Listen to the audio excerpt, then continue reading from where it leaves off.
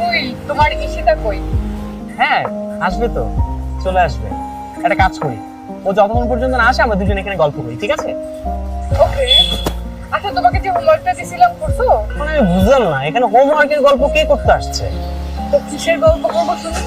ভালোবাসার গল্প করি। আসলে আমার লাইফে তো এরকম কোনো কিছু এখনো ঘটেনি, যার কারণে স্টোরিও জমা হয়, তো বলতে পারছি না। হবে হবে, আজকে থেকেই জমা হবে। কি বললাম বুঝি নাই। না তেমন কিছু বলিনি। আচ্ছা বাদ দাও, তুমি কিন্তু এখন আমাকে বার্থডে উইশ করো। বার্থডে উইশ করবো তো। এটা প্রস্তুতির ব্যাপার আছে তো। বার্থডে উইশ করতে আমার কিসের প্রস্তুতি? পার্টি উইশের সাথে আরো একটা উইশ করা বাকি। তুমি কি বলতে চাচ্ছ আমি কিছু বুঝতে পারছি না। বাই দ্য ওয়ে, তুমি এখনই ঈশিতাকে একটা ফোন দাও। ঈশিতা তো আমার সামনে দাঁড়িয়ে,